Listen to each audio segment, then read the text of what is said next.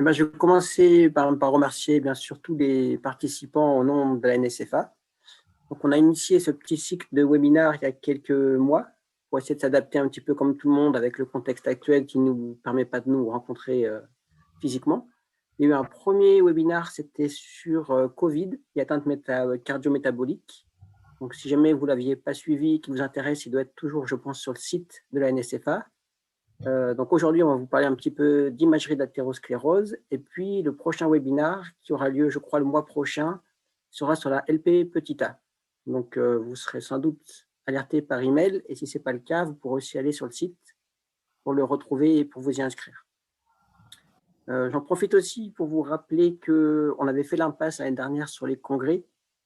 Cette année, on va faire comme tout le monde, c'est-à-dire le tenir en virtuel, en essayant quand même de garder ce qui faisait sa force, donc une place importante pour les jeunes, pour leur présentation, les prix, etc. Donc, il se tiendra du 23 au 25 juin et il reste encore jusqu'au 15 mars si vous voulez envoyer des abstracts. Donc, n'hésitez surtout pas. Donc, pour en venir à la présentation d'aujourd'hui, le sujet, c'est donc l'imagerie de l'athérosclérose. Et il y aura 3 intervenants. Donc, je vais vous présenter un petit peu brièvement le contexte, le pourquoi du comment, les objectifs de l'imagerie, les challenges et les modalités qui sont actuellement disponibles. Et ensuite, on ira voir un peu plus concrètement ce qui peut être fait, ce qu'on fait déjà aujourd'hui et puis ce qui arrive en termes d'imagerie. Donc, on a 2 intervenants qui vont vous montrer 2 techniques qui sont un petit peu opposées en termes de technologie, mais qui sont complémentaires dans le rapport, bien sûr.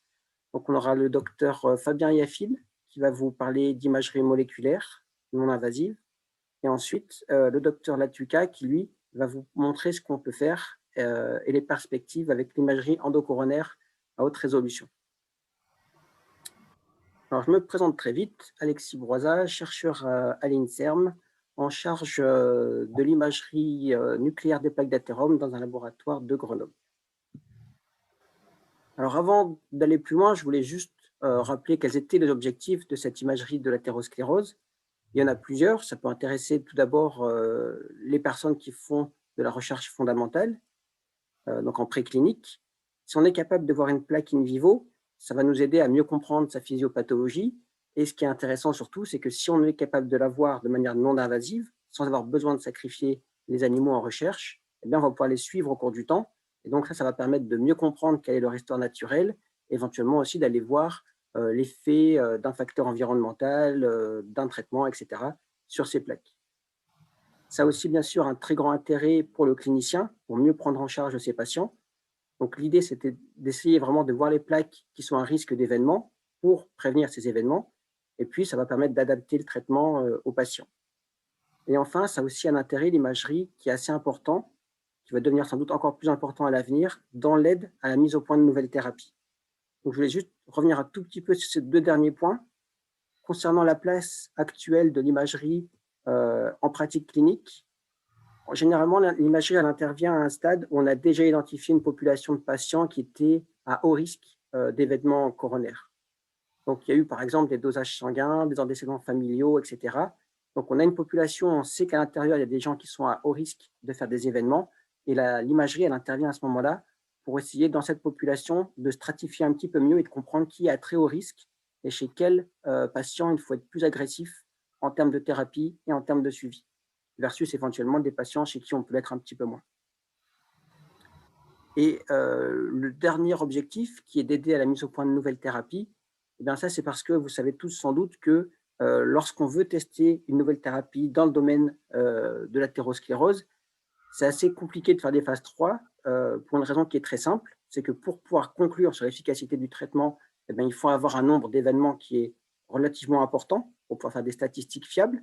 Et pour avoir ce nombre d'événements, eh bien, il faut inclure des milliers de patients et il faut les suivre sur un nombre d'années assez important. Ici, à gauche, j'ai mis à titre d'exemple l'étude Cantos, juste pour illustrer le fait qu'il faut vraiment beaucoup de patients et des longues durées de suivi. Donc, c'est des phases qui sont très coûteuses et très longues. Et l'imagerie, elle joue déjà une place importante et sans doute encore plus à l'avenir.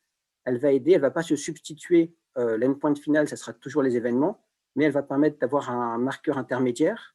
Elle peut aussi peut-être à terme aider à sélectionner mieux les patients qu'on va inclure dans la phase 3, de sorte à réduire un petit peu ce N qui est très important en allant chercher des patients à très haut risque. Et puis, elle a un rôle, par exemple, en phase 2, lorsqu'on teste différentes doses de la thérapie, l'imagerie est un des marqueurs, pas le seul, mais un des marqueurs qui va permettre d'essayer d'anticiper un petit peu le résultat et de sélectionner la dose à tester en phase 3. Donc l'imagerie des plaques, on en fait depuis déjà relativement longtemps, et ce qui se fait le plus utilisé, le plus ancien, c'est l'angiographie. Et l'angiographie, c'est une imagerie indirecte de la plaque. On ne va pas la regarder, elle, réellement, on voit le négatif, c'est-à-dire on va voir la sténose que cette plaque occasionne au niveau de la lumière de l'artère, là où elle se développe. Donc ça, c'est très utile en pratique clinique, c'est très utilisé. Ces plaques sténosantes, elles ont deux devenirs possibles symptomatiques. Soit la sténose va se développer jusqu'à ce qu'il y ait un retentissement hémodynamique, et donc il va y avoir une diminution de la réserve coronaire et un stress du myocarde à l'effort, donc une pathologie chronique, une angine de poitrine. Ou alors il peut y avoir un thrombus qui va se former à la surface de cette plaque, et donc on va avoir subitement un thrombus occlusif et un événement aigu, un infarctus. Donc cette méthode est bien utilisée, mais elle a ses limites. Donc il y a beaucoup de recherches en imagerie pour essayer de faire mieux que ça. La plus grosse limitation, elle est illustrée ici, par exemple, dans l'étude Courage. C'est une étude dans laquelle il y a un peu plus de 2000 patients. Ce sont des gens chez qui il y avait donc une ischémie myocardique et une atteinte coronaire. Et ils ont été subdivisés en deux sous-groupes. Un groupe chez qui il y a eu un traitement médicamenteux optimal uniquement, et un groupe dans lequel il y avait ce traitement médicamenteux plus de l'angioplastie pour aller donc déployer un stent au niveau de la plaque sténosante et la pacifier. Et ce qu'on voit dans cette étude, c'est que l'angioplastie, bien sûr, elle fonctionne très bien pour soulager tout ce qui est donc angine de poitrine, ce qui est chronique. Par contre, à long terme, on peut regarder différents critères. Donc, il y a la mortalité toute cause cardiovasculaire, les atteintes coronaires ou les infarctus. Et là, on voit qu'il n'y a pas de différence entre les groupes. Donc, cette étude, qui a été récemment confirmée par l'étude d'Ischemia en 2020, elle montre que s'occuper uniquement des plaques sténosantes, ce n'est pas suffisant pour prendre en charge les patients. Et c'est confirmé également dans cette étude iconique. Donc, dans iconique, ce sont des patients de l'étude confirme, et c'est une sous-population d'études confirme dans laquelle, donc un peu plus de 200 patients, dans laquelle il y a eu un syndrome coronarien aigu durant le suivi. Il y avait beaucoup d'imagerie des plaques dans cette étude. Il y avait notamment au niveau basal de l'imagerie X, et les chercheurs avaient différents critères pour aller voir les plaques et puis les classifier comme étant des plaques à risque ou non d'événement aigu. Et donc, cette étude a permis de reprendre les patients chez qui il y avait un événement et de revenir en arrière et d'essayer de comprendre quelle était la nature et le degré de sténose des plaques qui ont réellement fait des accidents aigus. Et voilà le résultat qu'ils ont obtenu. Donc, si on regarde en A, en haut à gauche, ça, c'est le nombre absolu de lésions qui avaient été mesurées en imagerie X. Et elles sont classées selon leur degré de sténose. Et ce qu'on voit, c'est que la très, très grande majorité des plaques sont des plaques qui ont un degré de sténose inférieur à 50%. Ensuite, si on regarde juste en dessous en C, c'est le pourcentage de plaques qui ont été définies selon les critères de l'imagerie X comme étant des plaques à risque d'événements aigus. Et là, on voit que plus la sténose est importante, plus le pourcentage de plaques qui ont ces caractéristiques est élevé également. Donc la plaque la plus à risque de faire des événements, c'est bien une plaque occlusive avec des caractéristiques de vulnérabilité. Mais par contre, comme elles sont très peu nombreuses, ces plaques très occlusives, eh bien finalement, quand on regarde le graphique B, c'est le nombre absolu de plaques avec un phénotype à risque d'événement, eh bien on voit qu'elles sont en grande majorité sur des plaques qui sont non sténosantes, moins de 50%. Et donc, en termes de risque ensuite de faire un infarctus, eh bien, ce qu'on voit, c'est que des plaques non sténosantes, mais avec un phénotype à risque, sont autant importantes à prendre en charge que des plaques très sténosantes avec un phénotype non à risque. Donc, il faut vraiment, quand on recherche en imagerie un marqueur de risque aigu, s'intéresser aux plaques qui ont ce type de phénotype, indépendamment de leur degré de sténose. Donc voilà, si je reviens sur la diapo précédente, l'angiographie, c'est toujours une technique très pertinente et surtout pour prendre en charge les plaques sténosantes avec un retentissement hémodynamique.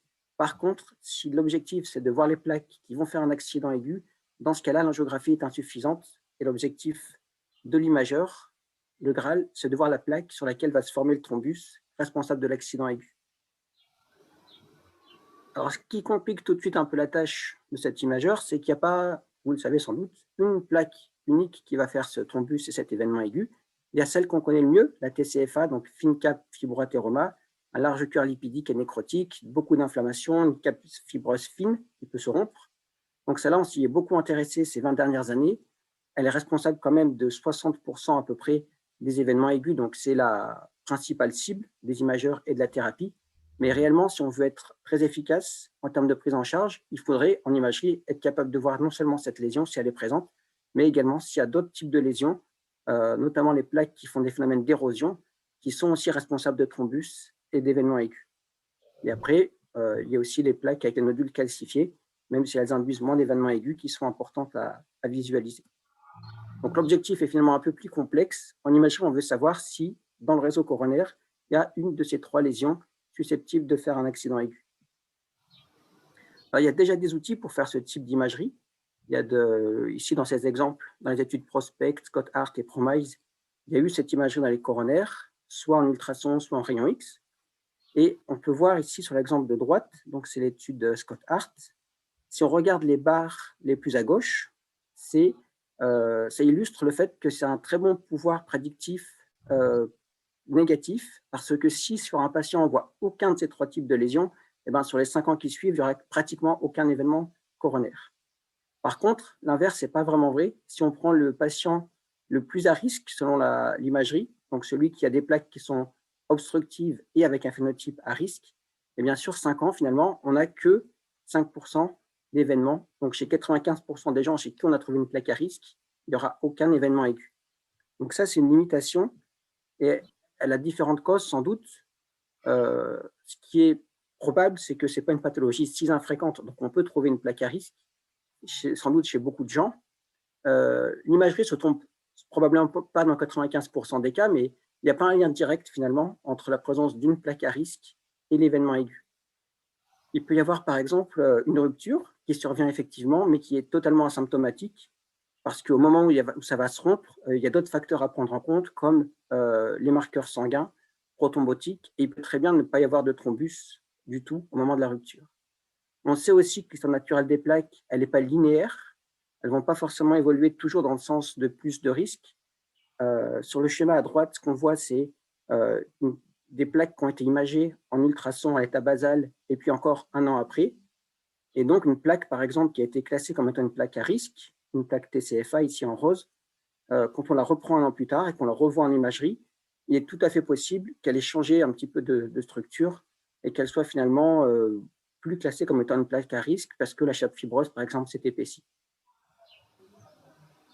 Donc le consensus actuel, c'est que l'idée de trouver une plaque qui créerait l'événement, ce n'est pas quelque chose de pertinent. Donc sans doute que la direction dans laquelle il faut aller, c'est d'essayer de vraiment mesurer ce qu'on appelle en anglais le plaque burden, donc c'est-à-dire la charge globale, le score total de plaques susceptibles de faire des thrombus dans la totalité du réseau coronaire. Donc toutes les plaques ne vont pas se rompre, et une rupture ne va pas forcément faire un événement aigu, mais en tout cas, plus il y a de plaques à risque, plus la probabilité de faire un événement est importante. Donc les plaques, elles sont difficiles parfois à imager par rapport à d'autres cibles beaucoup plus accessibles dans l'organisme. Une des difficultés, c'est notamment d'aller voir les coronaires parce que les lésions sont de faible taille et elles sont en mouvement. Il y a le mouvement cardiaque, respiratoire. Donc il y a parfois la tentation en imagerie de se dire, puisque l'athérosclérose, c'est une pathologie diffuse qui touche différents lits vasculaires, est-ce qu'on ne pourrait pas se simplifier un peu la tâche et plutôt que d'essayer d'aller voir ces coronaires qui sont difficiles à voir, est-ce qu'on pourrait aller regarder par exemple les carotides qui sont plus grosses, qui ne bougent pas. Et la réponse, c'est sans doute que si vraiment on veut être très pertinent, pour prédire ce qui se passe au niveau coronaire, il faut faire l'imagerie des coronaires. Mais ceci dit, l'imagerie prouve quand même que cette notion est vraie. Parce que ici, par exemple, c'est une étude qui a été faite en IRM. Et donc, les auteurs ont une séquence pondérée en T1. Et on voit, je ne sais pas si vous voyez ma flèche, mais on voit un hypersignal dans certaines plaques carotidiennes. Et quand il y a cet hypersignal, il y a plus d'AVC. Et dans ce papier en particulier, ils ont appliqué leur séquence, mais au lieu de regarder la fréquence des AVC par rapport à ce qu'il y avait dans la plaque carotidienne, ils ont regardé ce qui se passait au niveau du cœur, au niveau des coronaires, donc c'est à droite, et on voit qu'en regardant les carotides, ils ont réussi à prédire un risque plus élevé au niveau coronaire. Donc c'est sans doute pas l'idéal, mais l'imagerie permet quand même d'appréhender un petit peu de façon plus générale le caractère diffus de l'athérosclérose. On peut même faire un pas en arrière supplémentaire, dézoomer encore plus et vraiment s'intéresser aux patients vulnérables plus qu'à la plaque. Ça, c'est une étude que je trouve vraiment intéressante. Il y a eu des suites, mais je vous ai pris l'étude initiale. C'est pour montrer que finalement, l'imagerie, elle peut vraiment regarder une plaque, elle peut regarder une charge en plaque, mais elle peut même aller regarder un petit peu plus au niveau de l'organisme du patient vulnérable ce qui se passe. Donc là, c'est de l'imagerie qui est faite avec du FDG. C'est une imagerie qui permet de voir différentes choses. Si on regarde ce qui se passe au niveau des vaisseaux, on peut voir l'inflammation. Et ça permet aussi, ce FDG, de voir l'activation des organes lymphoïdes. Donc ici, ils ont regardé la moelle osseuse et la rate. Et donc à gauche, sur les images, c'est la preuve du concept, c'est des patients chez qui il vient d'y avoir un syndrome coronarien aigu. Et après le syndrome coronarien aigu, on regarde l'état inflammatoire et l'activation des organes lymphoïdes. Et donc, sans surprise, on voit que quand il y a un événement, ça augmente le signal. Et là où ça devient très intéressant, c'est quand les auteurs font l'exercice inverse, c'est-à-dire qu'ils vont faire un FDG, regarder l'activation des organes lymphoïdes et ensuite suivre les patients sur 6 ans. Et là, on voit que quand il y a un état inflammatoire un peu chronique, avec une activation de la moelle et de la rate, eh bien, il y a plus d'événements cardiovasculaires dans le suivi sur 6 ans. Donc, l'imagerie peut interroger un petit peu l'athérosclérose à différentes échelles. Alors, avant de passer la main aux intervenants suivants, je voulais vous rappeler un peu brièvement quelles sont les modalités disponibles, parce que l'idée aujourd'hui, ce n'est pas de faire un catalogue de toutes les présenter, donc on va vous focaliser un petit peu les présentations sur 2 approches bien précises, mais il y en a plus qu'on ne peut pas tout détailler aujourd'hui. En fait, c'est un grand bac à sable. On peut tous jouer à l'imagerie de l'athérosclérose parce que c'est très accessible à l'imagerie, notamment du fait que les plaques elles sont dans des artères de diamètre relativement important. Et ça implique 2 choses. La première, c'est que si vous voulez administrer un agent de contraste pour faire votre imagerie, eh bien, dès que vous l'injectez par voie intraveineuse, il va nécessairement avoir accès à la surface de la plaque et au néovaisseau, au minimum. Donc, on peut injecter tout un tas d'agents de contraste et forcément, on verra la plaque. Donc, ça peut être un très petit agent de contraste, comme le FDG dont j'ai parlé précédemment, un petit sucre, ou ça peut être quelque chose de très gros qui va être confiné au compartiment vasculaire, comme une microbulle qui va donner un hypersignal en imagerie ultrasonore. Et puis ensuite, le deuxième avantage d'avoir ces plaques dans des artères de calibre assez important, c'est qu'on a aussi 2 options pour l'imagerie. Soit on reste en imagerie totalement non invasive, on va faire l'imagerie depuis l'extérieur de l'organisme, soit on va miniaturiser le système d'imagerie à l'extrémité d'un cathéter qu'on va introduire dans l'artère et on va vraiment venir au contact de la plaque pour la caractériser. Donc, il y a vraiment beaucoup d'outils d'imagerie, beaucoup de modalités disponibles et on va pouvoir interroger tout un tas de choses dans la plaque. Donc, pour essayer de schématiser un petit peu, globalement, on est soit sur une modalité d'imagerie qui est dotée d'une très forte résolution, et dans ce cas-là, pour essayer de savoir si on a affaire à une plaque à risque, on va aller mesurer des paramètres anatomiques, comme la taille du corps lipidique nécrotique ou l'épaisseur de la chape fibreuse, pardon. Ou alors, si on est sur une méthode d'imagerie qui est très sensible, on va injecter un agent de contraste qui va venir fixer une molécule bien particulière ou qui va venir signer une activité biologique qui nous intéresse. Et on va essayer, par exemple, de déterminer si dans la plaque, il y a de l'inflammation, de l'apoptose, des MMP, etc. Donc, je pense que la plupart des modalités, finalement, sont utilisées pour l'imagerie des plaques. Donc, en non invasif, les plus couramment utilisés, c'est les rayons X, IRM, ultrasons, imagerie nucléaire. Et puis, à côté de ça, on a donc ces méthodes invasives. Et on va, par exemple, pouvoir mettre à l'extrémité d'un cathéter un système d'imagerie ultrasonore, d'imagerie de fluorescence ou un OCT. Et puis, donc, on va reposer, comme je vous l'ai dit précédemment, soit plutôt sur des méthodes très sensibles, donc on injecte un agent de contraste et on va le suivre, soit sur des méthodes qui sont très fortes en termes de résolution. Et donc, grâce à cet ensemble de modalités, on est déjà capable à l'heure actuelle d'interroger pas mal de paramètres des plaques, qu'ils soient anatomiques ou qu'ils soient plus fonctionnels et biologiques. Et donc aujourd'hui, pour essayer d'aller un peu plus loin, eh bien, on va vous présenter un petit peu 2 modalités qui sont un petit peu opposées en termes de techno, mais qui sont complémentaires. Donc, le docteur Fabien Yaffil va prendre la parole en premier. Il va vous parler d'imagerie moléculaire non invasive. Donc, le docteur Yaffil est spécialiste en cardiologie et imagerie nucléaire et il fait beaucoup de recherches à la fois précliniques et cliniques dans ce domaine. Et ensuite, donc, on aura l'intervention du docteur Benoît Latuca, qui est cardiologue à Nîmes et qui va vous montrer tout ce qu'on peut faire en termes d'imagerie haute résolution endocoronaire. Donc, je ne sais pas si on prend des questions maintenant ou après les interventions.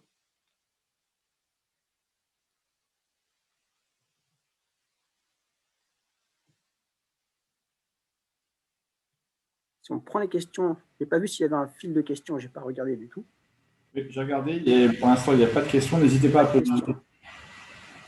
Eh ben, on peut peut-être passer la parole à Fabien et puis on discutera tous ensemble à l'issue des présentations.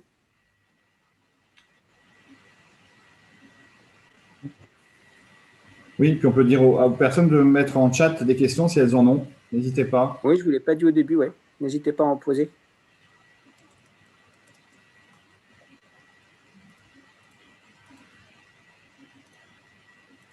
Fabien, si tu peux partager ton écran. C'est ce que je suis en train d'essayer de faire. J'y arrive. Je vérifie simplement.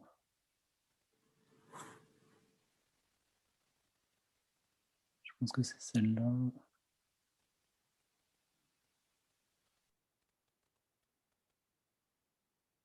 Bonjour à tous. Merci Alexis et à Franck pour l'invitation. C'est un plaisir de participer à ce webinaire.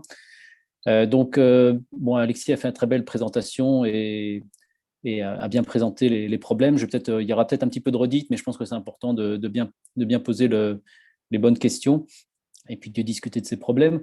Donc moi, je vais vous parler de l'imagerie non invasive, avec essentiellement l'imagerie moléculaire, mais je parlerai un petit peu aussi quand même de l'imagerie morphologique, parce que je pense que c'est important d'associer les deux. Voilà un petit peu le plan. Donc, revoir un petit peu ce qu'on recherche, parce que quand on fait l'imagerie, il faut savoir déjà ce qu'on va regarder. Quelques mots sur l'imagerie morphologique des plaques à hétérosclérose. Après, je vous parlerai essentiellement de l'imagerie moléculaire, en particulier avec le FDG de l'inflammation, et puis le rôle de l'imagerie hybride. Et je dirai aussi quelques mots sur les nouveaux radiopharmaceutiques qui ciblent la plaque vulnérable. Donc, tout d'abord, qu'est-ce qu'on regarde? Donc, Alexis l'a bien résumé. Là, je vous ai repris en quelques photos. Donc, c'est vrai que ce qu'il faut comprendre, c'est que finalement, la base de cette imagerie de plaque vulnérable ou coupable, c'est basé sur quelques études anatomopathologiques au départ. Il y avait très peu de patients. Mais c'est à partir de ces études qu'on a pu définir et essayer de mieux comprendre quelle était l'origine, en particulier d'un infarctus. Donc ça, c'est un exemple de coronaire d'un patient qui est décédé d'un infarctus. Et on voit très bien que là où il y a lieu la thrombose, en fait, il y a donc cet aspect de rupture de plaque avec la rupture de la chape fibreuse, ce noyau lipido-nécrotique avec des cristaux de cholestérol. En fait, pour moi, c'est vraiment typiquement un abcès avec au lieu de pus, donc c'est vraiment ce condensat de lipides et de cristaux de cholestérol. Et c'est au contact de la lumière que cette nécrose va induire la formation d'un thrombus. Et dans les coronaires, tout ce qui fait la gravité de ces plaques vulnérables, c'est qu'en fait, ce thrombus qui va se former de manière assez rapide sur un endroit où il y a une lumière qui est encore relativement perméable, peu sténosante, va occlure brutalement l'artère et finalement le myocarde d'aval n'a pas eu le temps de développer une collatéralité ou une préparation à l'ischémie. Et c'est ça qui va causer des événements éventuellement de souffrance, enfin de troubles ventriculaires qui peuvent tuer le patient et en particulier qui vont aussi créer des infarctus de taille volumineuse parce qu'il n'y a pas eu le temps de développer une collatéralité. Et donc, finalement, ces plaques sont souvent volumineuses, mais il y a ce phénomène de remodelage positif qui va permettre en fait de développement de la plaque vers la partie externe de la paroi et finalement d'induire un degré de sténose qui est finalement limité, pas zéro, mais qui est souvent d'autour de 50%.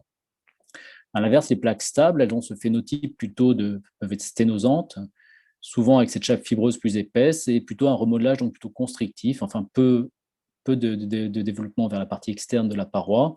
Et ces plaques, comme elles sont sténosantes, parfois il y a eu le temps de préparer le myocarde d'aval à l'ischémie et donc aussi de décollatéralité. Et parfois, elles vont pouvoir se boucher, même progressivement, et ça va ne pas induire, il y aura des occlusions sans nécrose. Donc c'est ça qui fait toute la dangerosité de ces plaques au niveau des coronaires. Et l'équipe de Lyon avait en particulier montré que finalement, quand on regarde en échographie endocoronaire, peut-être qu'on en discutera après, mais on voit qu'en fait, il n'y a pas une seule plaque, il y en a plusieurs, souvent. Et donc, c'est un phénomène qui est assez diffus. Il y a une plaque probablement qui est la plaque qui va induire l'événement aigu, mais il y a souvent un phénomène qui est relativement diffus. Et si on regarde à nouveau en anatomopathologie la présence d'inflammation dans ces plaques, on voit que dans la plaque, la culprite, la coupable, il y a effectivement de l'inflammation, mais si on regarde sur l'ensemble du réseau coronaire, finalement, il y a une infiltration assez diffuse par des macrophages chez le patient qui est décédé d'un infarctus, alors que les patients qui ont un angor stable ou des patients contrôle ont peu d'inflammation. Donc tout ça, il y a effectivement un événement localisé qui va induire l'infarctus, mais souvent, effectivement, il y a une instabilité un peu diffuse des phénomènes qui touchent l'ensemble du réseau coronaire. Au niveau des carotides, il y a peut-être un petit peu des nuances à mettre, c'est que finalement, quand on regarde les études épidémiologiques, il y a quand même un lien plus net entre le degré de sténose des carotides et la survenue d'événements ischémiques. Et si vous avez présenté des signes d'ischémie cérébrale à un moment donné, votre risque d'avoir un événement est d'autant plus augmenté, quel que soit le degré de sténose. Là, ça, c'est des études qui commencent à dater des années 2000. Toute la difficulté au niveau des carotides, c'est qu'il y a aussi un risque à faire une intervention, en général une endartérectomie carotidenne chirurgicale, on retire la plaque d'athérome, on met un stent, et ce risque, il y a un risque aigu qui n'est pas nul, qui est de l'ordre de 2-3%. Et donc, toute la question, là, au niveau des carotides, c'est d'arriver à identifier les patients qui ont un surrisque et qui vont bénéficier, finalement, pour lesquels on peut prendre ce risque aigu lié à l'intervention, parce qu'on sait que le risque évolutif va être bien supérieur. Et donc, avec les traitements médicaux qu'on a mis en place chez ces patients, finalement, le risque il diminue de plus en plus. Et donc, c'est vraiment important d'arriver à essayer d'identifier les patients avec le risque le plus élevé, parce que c'est ceux-là, probablement, qui vont bénéficier le plus de traitements interventionnels. Au niveau, si on regarde, là, l'accès est plus facile des plaques carotides, puisqu'évidemment, en chirurgie, on récupère ces plaques carotides. On va finalement retrouver des aspects assez similaires que ce qu'on voit au niveau des coronaires. Là, un cœur lipidique important, souvent un peu plus d'hémorragie intraplaque, des macrophages, une inflammation plus importante dans les plaques rompues que dans les plaques non rompues. Alors, il y a quand même des petites différences. Comme je vous disais, au niveau des artères coronaires, il y a un phénomène de thrombose aiguë, probablement de spasme, qui fait que vous avez une occlusion rapide et complète de l'artère avec une composante thrombotique vraiment importante.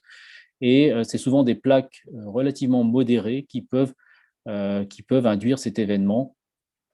Et quand on regarde donc avec les imageries endocoronaires, on voit qu'il y a quand même souvent des ruptures de plaques un petit peu diffuses le long des réseaux coronaires, et elle peut toucher finalement l'ensemble du réseau coronaire. Les artères carotides, comme je vous l'ai dit, il y a plutôt un lien entre le degré de sténose et le risque d'accident cérébral ischémique. Et le mécanisme de l'accident cérébral ischémique, c'est rarement une occlusion locale au contact du bulbe carotidien, c'est plutôt des embolies distales à partir de à l'endroit de rupture de plaque. Donc ça, c'est peut-être une différence qu'on peut observer. Et de ce qu'on en sait, c'est vrai que la localisation principale des ruptures de plaques, c'est plutôt au niveau de l'origine de la carotide interne. Donc ça, c'est peut-être des petites différences qu'on peut voir, mais globalement, la composition de ces plaques est quand même assez similaire dans ces deux territoires vasculaires. Donc, qu'est-ce qu'on va pouvoir voir avec l'imagerie? Donc, comme l'a dit Alexis, c'est vrai que le scanner permet maintenant d'avoir des imageries 3D, bon, non seulement de la lumière artérielle, mais si on joue un tout petit peu avec les échelles de gris, on va pouvoir identifier aussi la paroi artérielle, en particulier la présence de plaques. Donc là, vous avez un exemple au niveau d'une plaque, d'une carotide, avec, vous voyez la plaque et l'ulcération dans la plaque. Et on voit ici à nouveau dans une coupe axiale et la présence de ce qu'on appelle une hypodensité, c'est-à-dire que le contraste diffuse moins bien dans ces parois. Et c'est probablement associé à la fois à de la nécrose et puis de l'hémorragie intraplaque dans ces parois. Et ça, on peut le faire aussi bien au niveau des carotides que des coronaires, parce qu'on a maintenant des techniques d'imagerie extrêmement rapides qui permettent donc d'imager les coronaires avec une très bonne résolution inframillimétrique. Mais bon, l'analyse quand même fine de la paroi en scanner, elle est parfois limitée parce que le contraste est assez proche avec les tissus environnants. Donc, on a plus de mal à voir l'étendue de ces plaques, en partie à la partie externe de ces plaques. Ça nécessite quand même d'irradiation, l'injection d'agents de contraste iodés. Et puis, on peut être gêné parfois par des calcifications qui peuvent gêner l'analyse fine des parois. Il y a quand même, comme l'a dit Alexis, des éléments qui sont ressortis. On a pu retrouver finalement ce qu'on connaissait dans l'anatomopathologie, c'est-à-dire que le volume important de ces plaques, la présence d'un remodelage positif, la présence d'hypodensité, tout ça, c'est des éléments qu'on avait identifiés en pathologie et qu'on peut retrouver en scanner. Et effectivement, c'est des éléments qui vont être associés à un surrisque d'événements coronariens quand on suit ces patients. Jusqu'à un petit exemple d'une publication où ils avaient fait des scanners répétés chez un patient. Un premier ici où vous voyez effectivement des plaques, ici une plaque plutôt sténosante et puis à d'autres endroits donc une plaque modérément sténosante.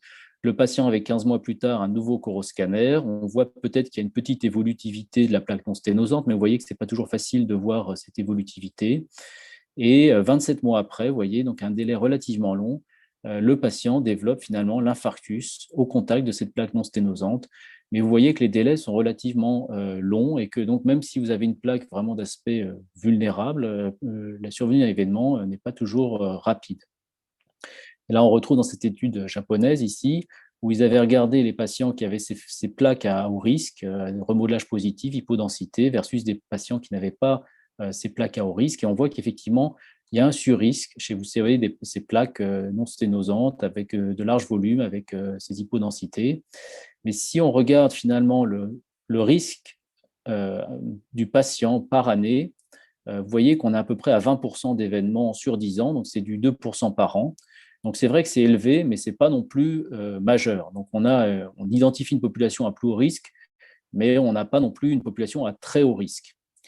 Et là, ce qui était intéressant, c'est aussi, ils ont regardé en fait le délai entre le scanner et puis la survenue de l'événement, suivant s'il y avait ou non la présence de ces facteurs de risque de plaques vulnérables. Et ils avaient retrouvé qu'il y avait un délai de 1,7 ans moyen chez ces 45 patients entre le scanner et la survenue d'événements coronariens versus 3,4 ans chez les patients qui avaient eu un événement coronarien mais qui n'avaient pas ces aspects de plaques à haut risque.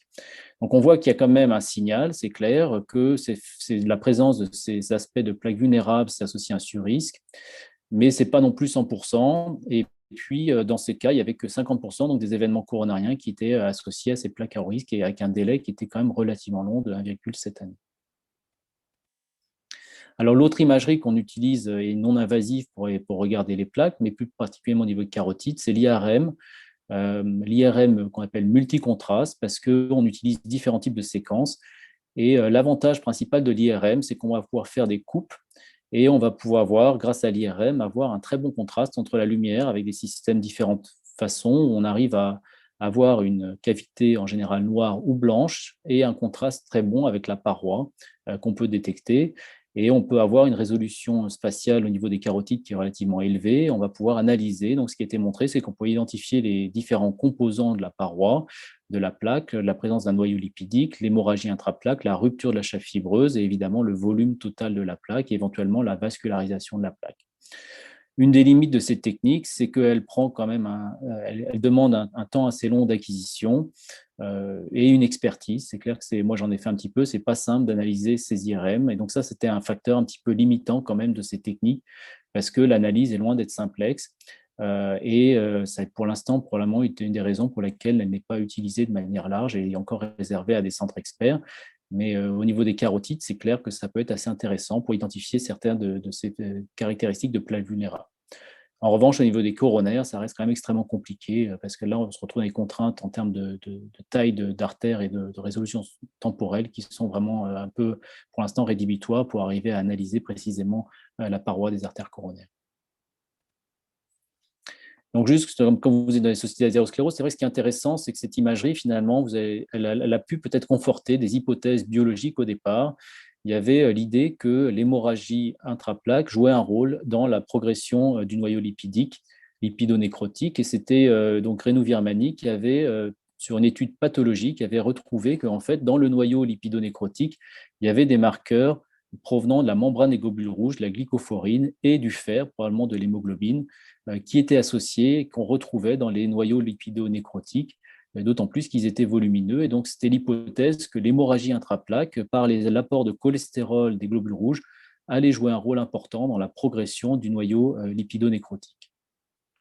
Et donc là, l'imagerie, ce qui est intéressant avec l'IRM, c'est ce qu'a montré Alexis, c'est qu'on peut détecter ces hémorragies intraplaques sous forme d'un signal hyper intense en T1.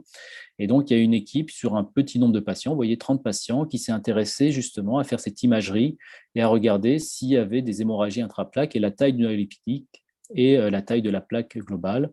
Et en fait, les patients qui avaient un noyau lipidonécrotique, enfin qui avaient une hémorragie intraplaque, avait, dans les années qui suivaient, une progression plus rapide à la fois du volume total de la plaque d'athérosclérose et de la taille de ce noyau lipidonécrotique versus ceux qui n'avaient pas ces hémorragies intraplaques.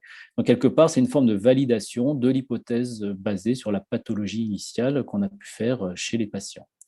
Et comme l'a montré Alexis, c'est vrai que ces patients qui ont une hémorragie intraplaque ont un risque plus élevé d'AVC ischémique.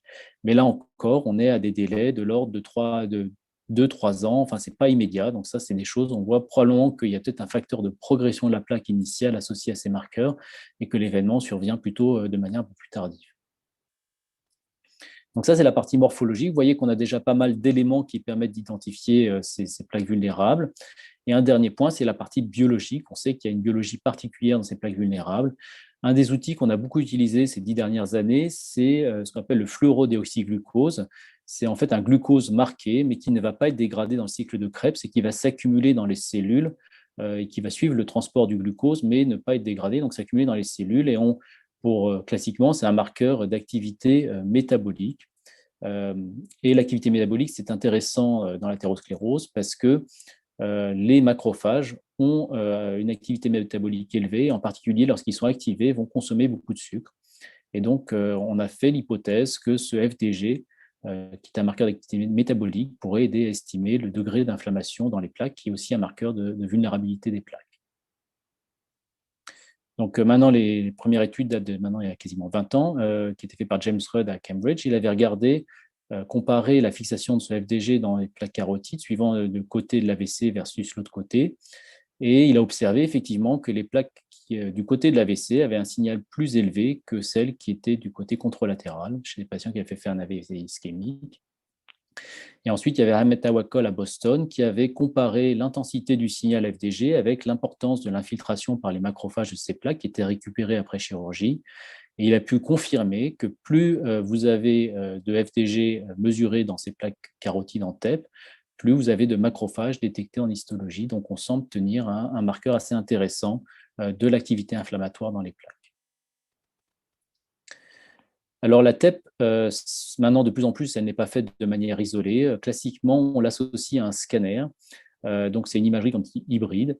Et donc, on va pouvoir finalement associer des données morphologiques obtenues par scanner avec les données de la TEP. Et maintenant, on a aussi des systèmes où on peut associer la TEP dans une IRM. Donc, c'est des outils qui coûtent quand même très cher, 4-5 millions d'euros pour la TEP IRM et qui sont réservés à des centres experts. Mais je vais vous montrer quelques exemples parce que j'ai eu la chance de pouvoir travailler sur ces thématiques avec ce type de machine et vous illustrer un petit peu ce que j'étais en train de dire. Donc, à Bichat, on a travaillé avec le service de neurologie. Et donc, on a regardé un petit peu si en associant finalement des techniques qu'on avait sous la main, c'est-à-dire le scanner injecté et la TEP FDG, qu'on faisait chez les patients qui avaient des sténoses carotides, on pouvait arriver à mieux identifier la présence d'une plaque coupable. Et donc, on a fait un petit score morphologique assez simple avec la présence d'ulcération ou d'hypodensité dans les carotides, et puis un score semi-quantitatif de fixation de ce FDG. Et on a combiné ces deux scores, donc morphologique et métabolique. Et effectivement, de manière intéressante, donc quand vous voyez que le score morphologique permet vraiment bien de différencier la plaque coupable de la plaque non coupable, mais si vous mettez des gens qui sont asymptomatiques, finalement, c'est plus difficile de détecter une plaque coupable basée uniquement sur la morphologie. Quand on regarde avec le FDG, ce que je vais vous montrer par la suite, c'est que finalement, comme dans les coronaires, il y a souvent une fixation assez diffuse des deux côtés des carotides, côté coupable, côté non coupable, mais il y a une vraie différence avec les patients qui sont asymptomatiques. Et donc finalement, quand on associe ces deux marqueurs, on arrive à avoir l'association d'une fonctionnelle de morphologique et métabolique, on arrive bien mieux à identifier la plaque coupable. Donc là, vous avez un exemple d'un patient qui avait fait un AVC. Vous voyez qu'on a cette plaque ulcérée, l'hypodensité, on rajoute le FDG qui fixe de manière intense et le patient, pour nous, il avait une plaque coupable. Il a une endartérectomie carotidienne qui a confirmé la rupture de cette plaque.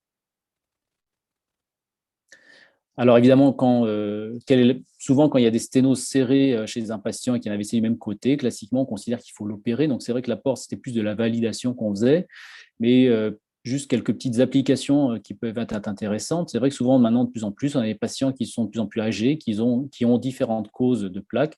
Donc ça, c'est un patient qui avait des problèmes de parole et donc avec une IRM qui était tout à fait normale, on suspectait une ischémie transitoire. Et ce patient, il avait finalement 3 causes possible de cette ischémie transitoire cérébrale. Il avait des arythmies cardiaques qui pouvaient causer la formation d'un thrombus dans le cœur. Il avait aussi une volumineuse plaque ulcérée de l'aorte qui peut aussi causer des emboles. Et il avait cette sténose carotide, de l'origine de la carotide. Et donc la question des neurologues était de savoir est-ce qu'il fallait se lancer dans l'opération de la carotide chez ce patient relativement âgé. Et donc on a fait un TEP FDG pour voir ça. Et finalement, on a vu qu'il y avait une fixation inflammatoire très intense de cette plaque carotide et le patient a été adressé pour une chirurgie carotidienne qui a confirmé la présence d'une volumineuse plaque d'athérosclérose rompue. Donc ça, c'était juste pour illustrer un petit peu quels peuvent être l'intérêt clinique éventuel de ces approches moléculaires. Alors, vous voyez qu'on a des marqueurs à la fois morphologiques et puis fonctionnels. Les études, il n'y en a pas beaucoup, mais qui se sont intéressées donc à la TEP-FDG et qui, pour voir le risque associé à ces fixations de FDG, ont montré qu'en fait, là, c'était une étude irlandaise où ils ont regardé 3 terciles en fait, de patients suivant la fixation de FDG. Et le tercile de patient qui avait la fixation de FDG la plus intense dans les carotides avait un risque beaucoup plus élevé d'événements de récurrence d'ischémie cérébrale.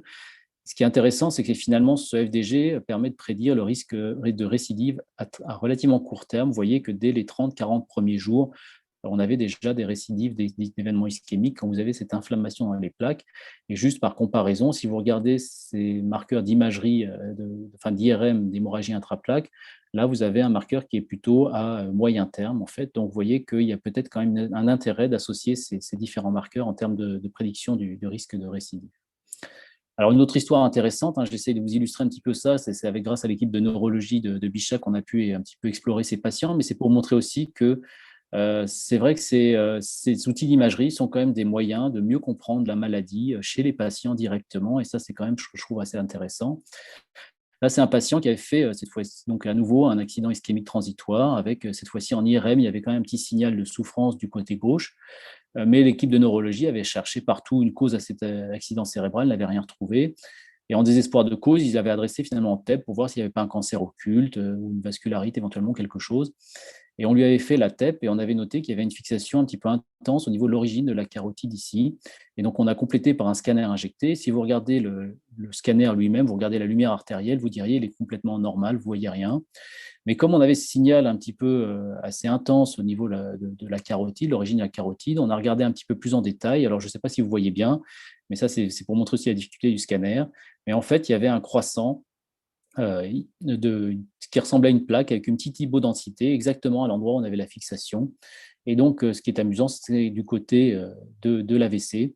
Et ce qui est intéressant dans cette histoire, c'est bon, ça vous démontre qu'aussi dans les AVC, probablement qu'il y a un certain nombre de plaques non sténosantes qui sont quand même des causes d'AVC, et que si on ne les cherche pas, on ne les trouve pas, et que quand même ces outils d'imagerie pourraient être intéressants pour essayer d'identifier mieux ces plaques. Encore une autre histoire qui était assez incroyable, là, une patiente de 34 ans qui cette fois-ci a fait un vrai accident ischémique cérébral. Pareil, aucune cause identifiée.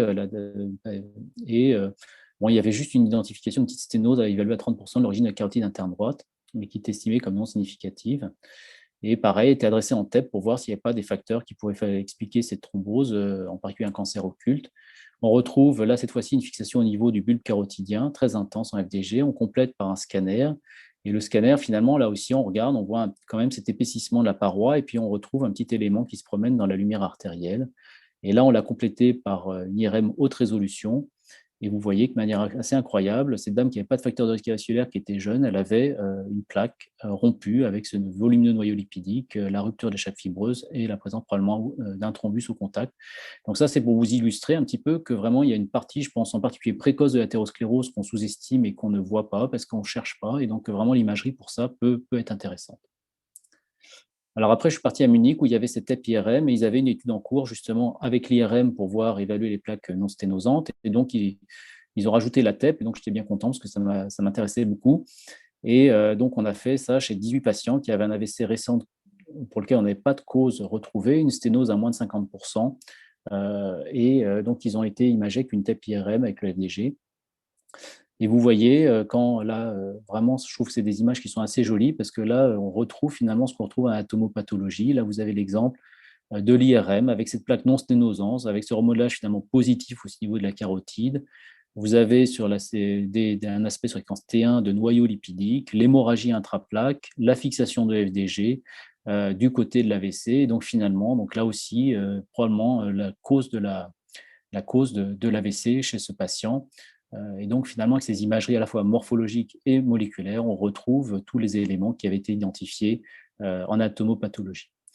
Dans cette étude, quand on regarde l'aspect des plaques en IRM, on retrouve, et ça c'est plusieurs études, enfin de manière assez consistante parmi les groupes, c'est qu'en fait les AVC de cause inexpliquée, quand il y a une épaisseur augmentée de la carotide, on retrouve des plaques compliquées dans 40% des cas du même côté, donc probablement quand même un rôle non nul des plaques non sténosantes chez ces patients. Là, je vous ai illustré à nouveau, c'est un autre patient. L'autre message, peut-être, c'est ce qu'on retrouve aussi, ce que je vous ai montré avant, c'est que l'inflammation, elle est souvent des deux côtés. Elle n'est pas plus intense du côté au niveau de la plaque coupable, mais il y a quand même, quand on comparait le degré d'inflammation chez des gens qui avaient fait un AVC récent, qui avaient des plaques compliquées, on retrouvait une fixation de FDG des deux côtés, alors que les patients qui avaient une autre cause, enfin, qui n'avaient pas de plaques compliquées en IRM, avaient une fixation beaucoup plus faible de FDG. Donc vraiment le concept qu'on retrouve, quel que soit le territoire, d'une inflammation un petit peu diffuse. Et là, toujours, ce qui est intéressant, vous voyez qu'on est sur des plaques relativement précoces. Et là, il y a une étude de l'équipe de Madrid où ils ont fait, dans le cadre des personnes qui travaillent dans une banque, ils ont proposé donc, de faire une imagerie corps entier de TEP IRM à des patients qui avaient des petits facteurs de risque, des calcifications coronaires ou des plaques carotides discrètes en échographie, donc un âge moyen de 50 ans. Et ils leur ont fait une IRM à la fois de la paroi, de l'aorte et des carotides, et donc une TEP FDG pour vraiment à titre plutôt exploratoire.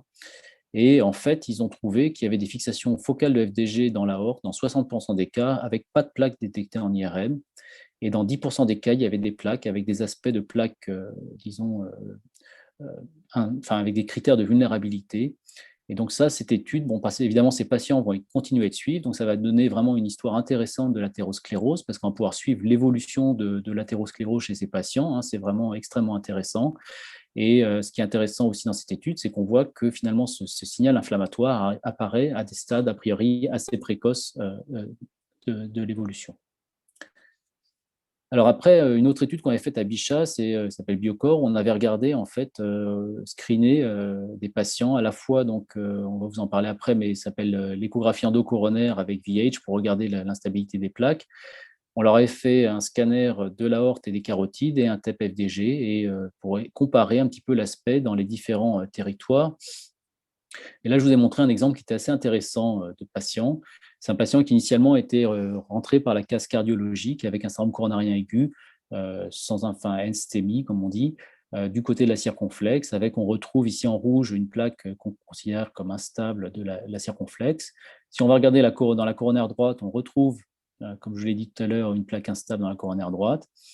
Si on regarde en scanner, il y avait un athérome qui était peu calcifié, un petit peu avec des critères de vulnérabilité. Et on retrouvait dans l'aorte une fixation relativement intense du FDG. Et si on regarde au niveau des carotides, on retrouve une volumineuse plaque non calcifiée, hypodense, avec des critères de vulnérabilité qui fixaient en FDG. Ce patient, on lui a proposé de faire une endartérectomie cardienne qu'il a refusée. Et malheureusement, donc 1 an après, lui, il a fait l'AVC ischémique juste sur la plaque qu'on avait identifiée pourtant dans le cadre de l'étude. Donc ça, je pense que ça illustre assez bien cette histoire, vraiment le concept de vulnérabilité un peu globale de la plaque. C'est des choses qu'on connaît par les études épidémiologiques, mais c'est vrai que c'est intéressant de voir en imagerie, de confirmer, de mieux comprendre ces mécanismes. Et donc, vous voyez aussi, quand la fixation finalement aortique, c'est un élément probablement de vulnérabilité ou d'inflammation qui peut être intéressant. Et on a retrouvé ça dans des études épidémiologiques, comme l'a dit Alexis, c'est que finalement, ceux qui avaient cette augmentation de la fixation de FDG dans l'aorte thoracique, qui étaient imagés pour des TEP oncologiques, avaient un sur-risque d'événements cardiovasculaires dans le cadre du suivi. Donc là aussi, un élément probablement de vulnérabilité globale liée à l'athérosclérose. Et ce signal en médecine nucléaire, on a la possibilité de vraiment quantifier. C'est vraiment un outil où la quantification est très solide et reproductible. Et donc, il y a des groupes, James Rudd, qui a regardé la reproductibilité de ce marqueur, la fixation aortique. Il a pu montrer que c'était extrêmement reproductible. Et ça, c'est intéressant parce que ça permet d'évaluer l'effet de traitement sur l'inflammation aortique. Et vous voyez que si on évalue un effet, une réduction de l'inflammation au niveau en TEP de 10%, on a besoin que de 2 groupes de 37 patients pour identifier cette anomalie. Et évidemment, plus l'effet est important sur la fixation de FDG, moins vous avez besoin de patients. Et donc ça, c'est sûr, c'est des critères intermédiaires dans une étude, mais l'intérêt, c'est que ça permet de faire des études de plus petite taille que des études à 5 ou 10 000 patients, comme on fait habituellement pour tester des traitements. Alors là, c'est vrai qu'on a une étude dans le cadre d'un RHU qui s'appelle IVASC avec l'équipe de Bichat, où l'hypothèse est testée de voir si vous savez qu'il y a un lien entre les parodontopathies et la survenue d'événements coronariens aigus.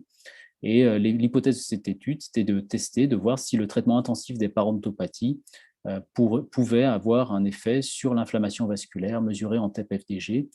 Et donc, ça vous donne une idée, un peu, c'est des études qui nécessitent finalement 100 patients. C'est pas simple, c'est pas facile de les recruter, surtout en ces temps de Covid. Mais donc, voilà le design de l'étude. On fait 100 patients et ils sont imagés au départ. Et puis, donc, un groupe traitement intensif, un groupe sans traitement habituel. Et on refait une TEP-FDG. L'idée, c'est de voir vraiment quel va être l'effet de ce traitement sur l'imagerie, sur l'inflammation artérielle. Mais ça, c'est vrai que c'est des outils qui peuvent être intéressants pour tester des hypothèses dans des groupes qui soient, disons, accessibles à l'échelle monocentrique. Donc le FDG, c'est très intéressant parce qu'il y a quand même des facilités. C'est un traceur qui est disponible tous les jours. C'est un traceur qui s'accumule dans les plaques par un mécanisme donc, de récepteur et qui s'accumule dans les plaques. Donc il y a un signal qui est intense et le coût est relativement faible pour des traceurs de médecine nucléaire. Mais il y a des contraintes importantes qui limitent son utilisation. C'est qu'il y a une préparation qui doit être faite. Les patients doivent être à jeun, sinon il y a une fixation au niveau musculaire périphérique.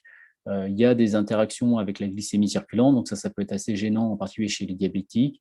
Et puis, il y a une accumulation importante dans tous les organes autour du vaisseau, que ce soit le cœur, les muscles, le cerveau, l'œsophage, les ganglions. Et donc, ce n'est pas un traceur très spécifique de l'inflammation artérielle. Et donc, ça, c'est vraiment des limitations quand on va faire de l'analyse un petit peu plus fine de l'inflammation vasculaire. Et donc, je vais vous dire quelques mots de nouveaux traceurs. Alors, évidemment, je ne vais pas vous donner toute la liste parce que vous voyez qu'il y a une liste très importante. En gros, les différents mécanismes biologiques impliqués dans les plaques vulnérables, il y a beaucoup de traceurs qui ont été développés pour chacun de ces mécanismes biologiques.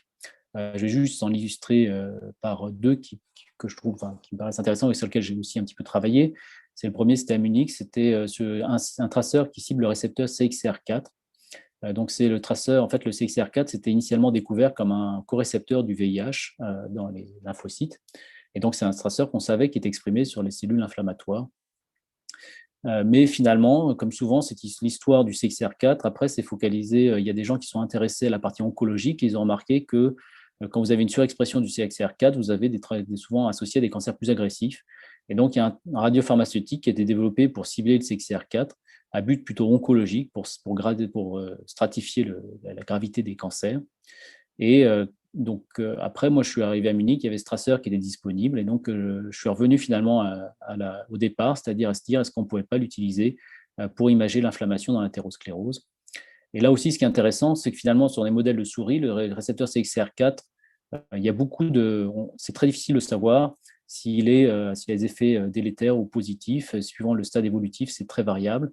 Et donc, c'est vrai que c'était intéressant d'avoir aussi un traceur pour mieux comprendre le rôle de ce récepteur dans l'athérosclérose. Et donc là, on a fait un travail translationnel. On a testé dans un modèle d'athérosclérose induit chez le lapin dans l'aorte.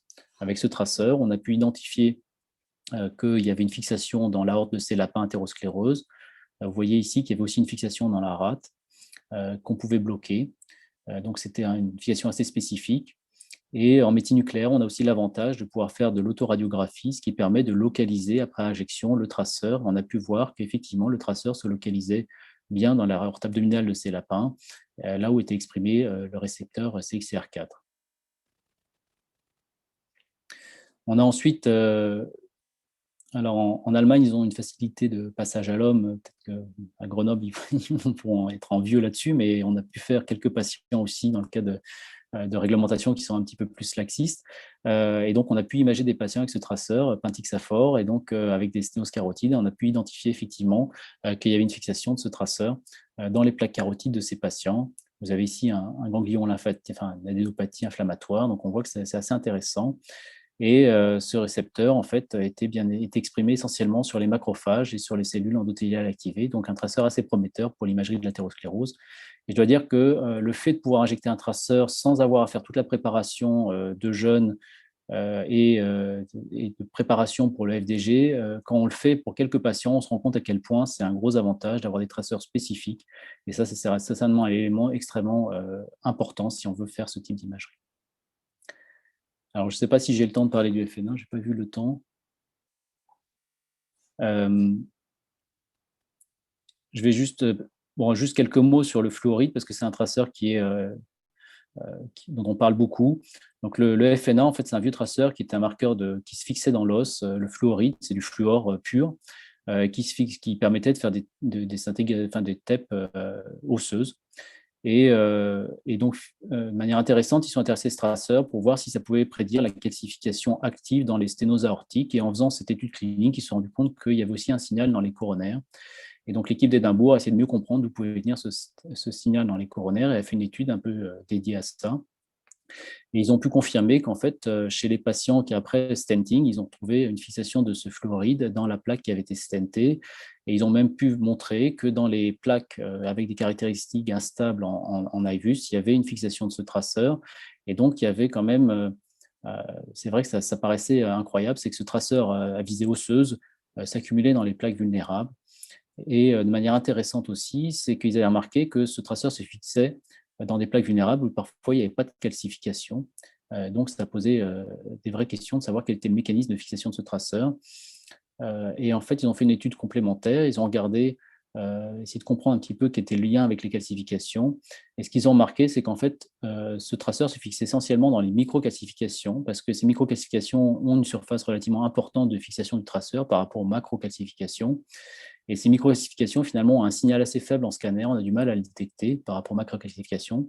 Et finalement, c'est grâce à ce fluoride qu'on arrive à identifier ces microcalcifications. Et ces microcalcifications sont connues depuis longtemps comme étant un marqueur de vulnérabilité de plaques. L'hypothèse, ça serait que ces microcalcifications vont entraîner un shear stress, des lésions, des micro-lésions dans la chape fibreuse et vont finir par favoriser la rupture de plaques. Donc là, l'histoire est assez belle. Moi, je dois dire que je fais partie un petit peu des sceptiques sur ce traceur, mais on pourra en discuter peut-être après. Je pense que c'est un bon traceur de plaques coupables, c'est-à-dire de patients qui ont fait un événement avec la rupture de plaque. Probablement qu'il y a des marqueurs que la plaque rompue va favoriser l'entrée de ce traceur et qu'il y a des marqueurs que le thrombus va capter ce traceur. Mais j'avais fait quelques imageries de patients avec ce traceur à Munich en TEP aussi, et j'avais été un petit peu surpris de voir que vous voyez ici une plaque vulnérable en IRM qui ne fixait pas du tout ce FNA, et à l'inverse, ici, une thrombose carotide qui fixait ce fluoride. Et je pense qu'il faut bien faire attention aussi, là c'est pour insister sur la nuance entre le concept de plaque vulnérable et de plaque coupable. C'est vrai qu'une plaque rompue a des caractéristiques un petit peu différentes d'une plaque vulnérable, et c'est ça qu'il faut bien savoir si vous cherchez la plaque vulnérable ou la plaque coupable. Et là, je pense que c'est une des questions qui va se poser avec ce traceur. Donc, juste pour vous illustrer un petit peu où on en est, c'est vrai que vous voyez qu'on a beaucoup de traceurs qui sont maintenant arrivés. Bien. Tu pourrais essayer de conclure un petit peu rapidement, oui, s'il te plaît. D'accord. Merci, désolé. Beaucoup de traceurs qui permettent de maintenant suivre l'évolution des plaques, de l'inflammation à la calcification active, et puis maintenant avec un scanner, on va voir les calcifications constituées, et donc on peut suivre vraiment bien l'évolutivité des plaques.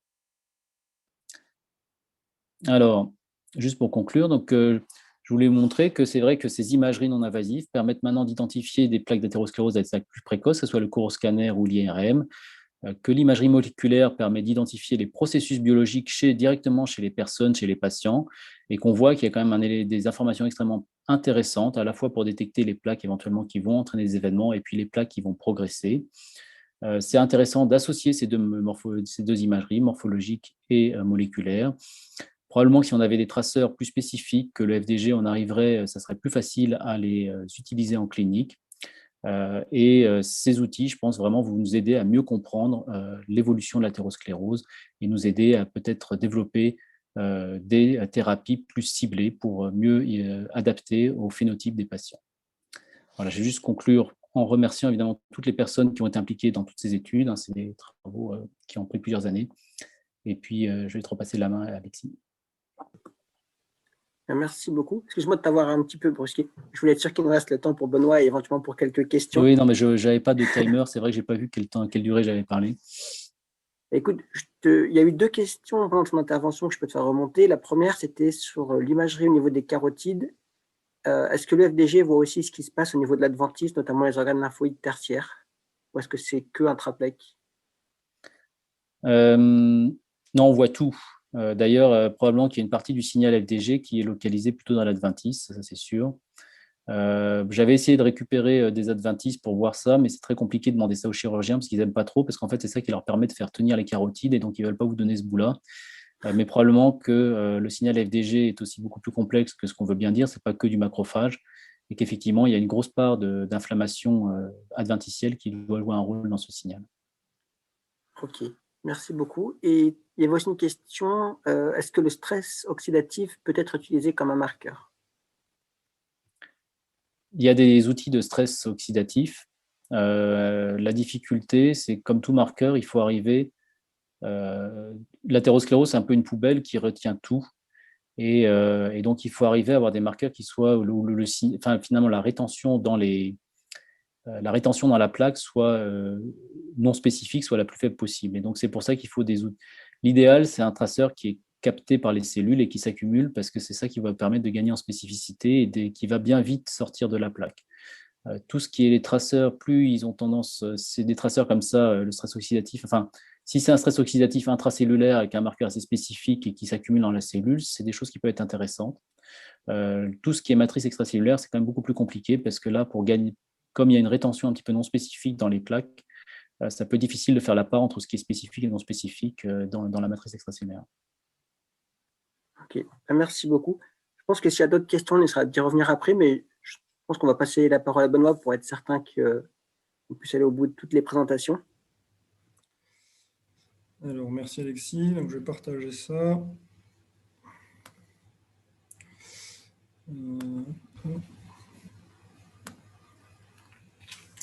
Donc, normalement, c'est bon.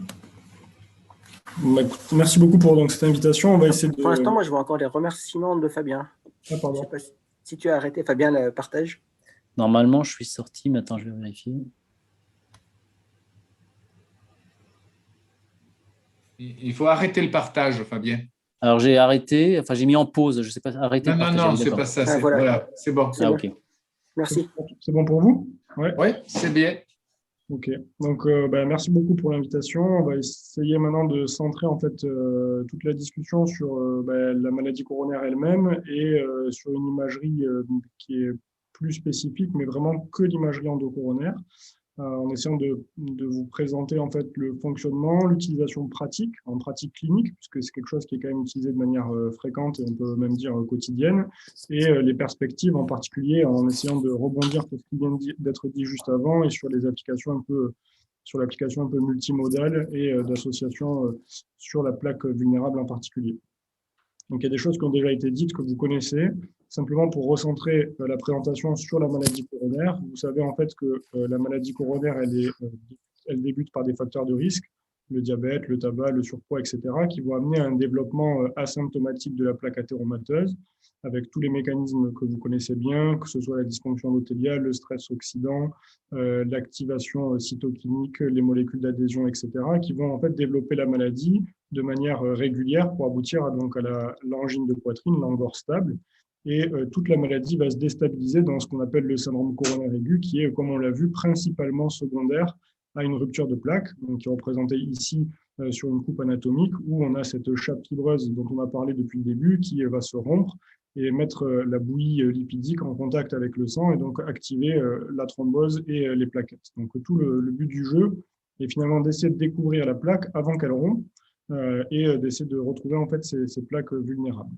On sait que la maladie coronaire, en fait, elle évolue de manière très progressive, avec, si on regarde ici, en gros, le risque de récurrence sur une grosse cohorte avec près de 45 000 malades, on a environ 2 à 3% par an de risque de mortalité et 2 à 7% à peu près de récidive d'infarctus, et tout particulièrement lorsqu'on a déjà fait un événement grave. Autrement dit, le patient qui a fait que de l'angine de poitrine stable, il va avoir environ 2 à 7% de risque de refaire un infarctus. S'il a déjà fait un infarctus, on va à peu près doubler ce risque.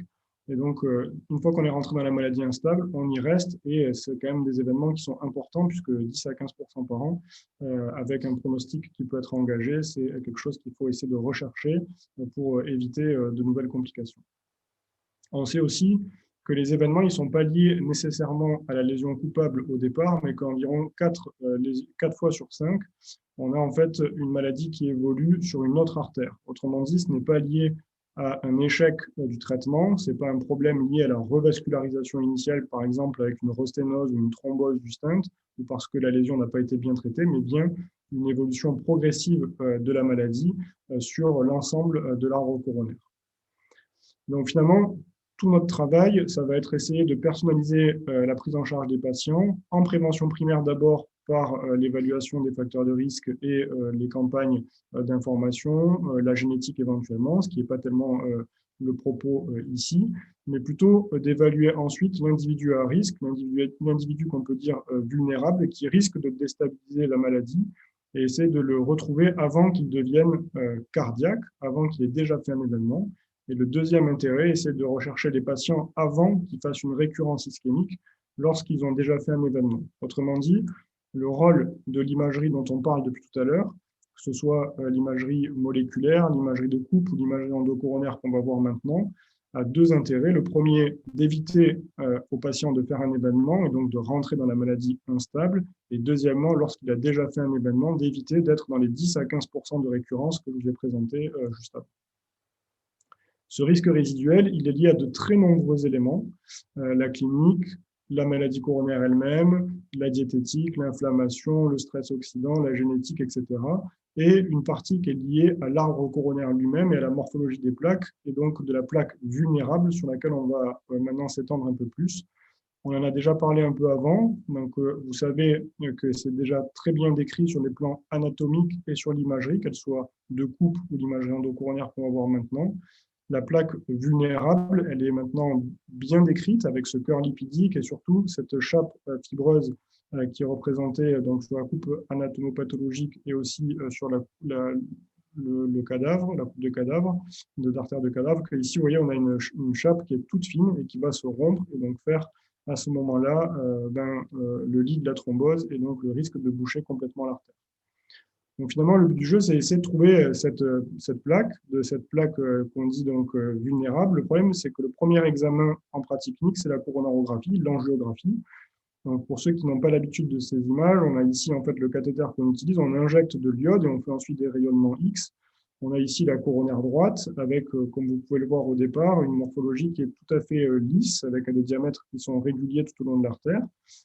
Ceci dit, ça reste un examen qui est un examen de faible résolution, puisqu'on va essayer de transformer une imagerie 3D en une projection en 2D avec des ambiguïtés morphologiques qui sont importantes. Pour ceux d'entre vous qui ont un peu plus l'habitude, on peut voir quand même ici que sur le segment moyen de la coronaire droite, on a un aspect un peu blanchâtre, on n'a pas un remplissage complet du produit de contraste. Et si on regarde un peu plus, on voit en fait qu'on peut avoir exactement ce qu'on décrit dans la rupture de plaque, c'est-à-dire ici, on a une sorte d'encoche dans l'artère, et si vous regardez un peu après, un aspect un peu blanc qui est en fait le thrombus. Là, on n'a pas de prise en défaut de la coronarographie qui montre bien ici une rupture de plaque, mais on peut avoir d'autres examens comme celui ici qui n'est pas dynamique, mais sur l'image arrêtée, vous voyez qu'on a un diamètre qui est strictement le même tout au long de l'artère. On n'a pas cet aspect d'encoche, on n'a pas cet aspect de thrombus. Tout ça pour dire que la coronarographie est un mauvais examen pour donner, en fait, pour rechercher les plaques vulnérables et pour mettre en évidence les ruptures de plaques. La coronarographie, si on la représente comme ça, on a une résolution de l'ordre de 200 micromètres. Et si on veut faire une sorte d'amalgame avec des photos, donc vous avez ici une photo de la Joconde. Le scanner, le coroscanner, on a une résolution qui est un peu moindre, bien qu'on a pu en voir les avantages tout à l'heure, en particulier lorsqu'il est associé à d'autres techniques et bien sûr lorsqu'il est associé à des techniques métaboliques. Mais lorsqu'on prend le coroscanner lui-même, on a une morphologie qui est un peu moins bonne encore en termes de résolution que la coronarographie. Et on a donc accès ensuite à deux types d'imagerie endocoronaire, principalement en pratique clinique, l'IVUS, qui est de l'échographie endocoronaire, et l'OCT, qui est de la cohérence, de la tomographie par cohérence, qu'on peut utiliser aussi en ophtalmologie. Donc, on a une résolution qui est bien meilleure pour l'OCT, puisqu'on est de l'ordre de 10 micromètres, avec, donc, vous le voyez ici, on va le voir en détail, vraiment une résolution qui est bien plus grande que la coronarographie elle-même. Les deux techniques, elles ont comme grosse différence, premièrement, leur résolution, puisqu'on a pour l'OCT environ une résolution qui est 10 fois meilleure.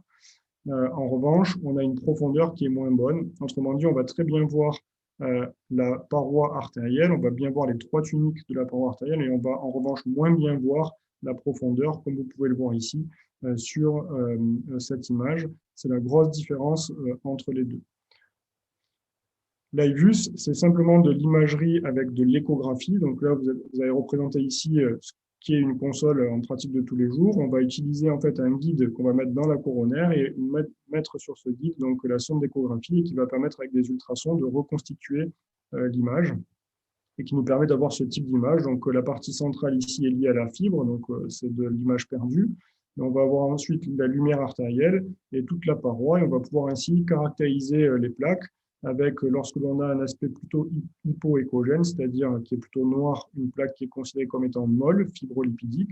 Lorsqu'on va être plutôt hyperéchogène, donc le contraire ici, une plaque qui est plus dense, qui est liée à une calcification. Et ça va nous permettre d'évaluer le risque de vulnérabilité de la plaque, comme c'est représenté ici, avec donc là encore une fois la sonde, la lumière artérielle, ce qui est représenté par la double flèche, la chape fibreuse, qui est ici fine, et avec l'astérisque, ce qui peut être le cœur lipidique. Et vous voyez ici qu'on a une résolution qui est correcte, qui est bien meilleure que la coronarographie, mais qui n'est pas non plus fantastique. Il est difficile de mesurer parfaitement la chape, par exemple, ici sur cette image. Il a été essayé d'associer à cette imagerie endocoronaire de l'histologie virtuelle en essayant en fait de rechercher les éléments de l'anatomopathologie, mais avec une sensibilité qui est malheureusement très limitée.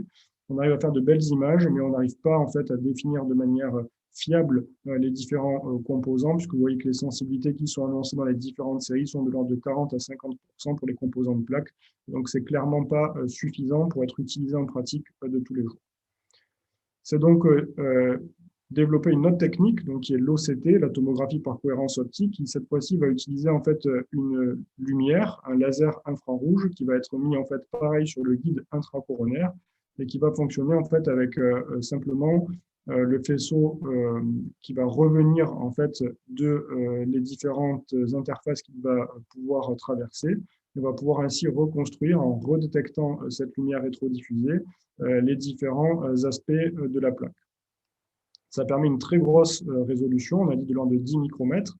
Là aussi, donc, vous avez la fibre qui est dans la partie centrale de l'artère, donc qui est une image perdue, l'intérieur de l'artère, et ici, donc, sur une artère strictement normale, lorsque l'on zoome, on voit parfaitement les 3 tuniques avec l'intima, la média et l'adventice. Là, c'est pour vous présenter simplement comment ça marche en pratique. Donc, on a un guide coronaire sur lequel on va donc pouvoir insérer la fibre avec cet infrarouge que vous voyez sur la partie gauche en bas du clip. Et on va avoir ensuite une reconstruction longitudinale de l'artère et en même temps une reconstruction transversale. Au milieu, c'est la fibre et le cône d'ombre que l'on voit sur le côté, c'est lié au guide en fait, sur lequel la fibre est insérée. On peut faire plusieurs runs d'images avec 50 à 150 mm d'analyse et environ 150 images par seconde. Le gros écueil, c'est qu'il faut, pour réaliser ces examens, enlever le signal du sang, puisqu'on est sur de l'infrarouge, et utiliser un produit de contraste avec de l'iode dans la grande majorité du temps, mais qui va nécessairement être plus compliqué chez les patients qui ont bien sûr une allergie ou en pratique de tous les jours, surtout la seule limite est l'insuffisance rénale. C'est un examen qui peut être fait au cours d'une coronarographie standard et qui va rajouter 4 ou 5 minutes à une procédure classique et donc qui est largement faisable en pratique quotidienne.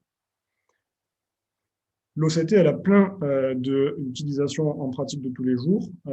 On va avoir un intérêt sur les études mécanistiques sur lesquelles on va s'appesantir maintenant, donc la caractérisation de plaques, le processus inflammatoire, mais là aussi un intérêt en pratique de cardiologie interventionnelle, que ce soit sur l'optimisation de l'angioplastie pour mettre en place les stents, les complications éventuelles, que ce soit la rosténose ou la thrombose de stent, l'analyse et l'évaluation des nouveaux matériaux, en particulier le stent biorésorbable ou les nouveaux stents actifs, et bien sûr des stratégies de revascularisation guidées par l'OCT pour pouvoir mettre au mieux les stents et pour pouvoir avoir le meilleur résultat au long terme.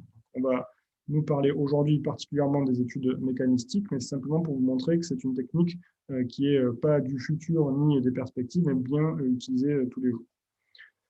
Elle permet, avec sa résolution, de mettre vraiment en évidence cette fois-ci la plaque vulnérable dont on parle depuis tout à l'heure, puisque vous voyez sur ces images qu'on arrive à mettre en évidence largement les critères que l'on recherche, donc avec cette chape fine, les images de calcification importantes qui sont représentées sur les deux vignettes en haut, ou même la recherche de micro-vaisseaux ou de vasorhomes que l'on peut voir de manière plus importante à l'intérieur de la paroi artérielle et qui va permettre ainsi de retrouver des critères de vulnérabilité. Enfin, bien sûr, ça permet de mesurer la taille de l'artère, avec ici, vous voyez la lumière résiduelle dans laquelle est la fibre, et l'ensemble de cette plaque fibrolipidique avec tout ce cœur lipidique, avec environ 50% de la paroi artérielle qui est altérée.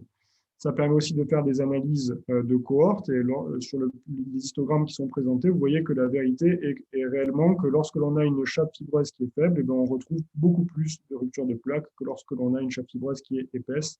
Ça permet de confirmer ce qui est connu en anatomopathologie.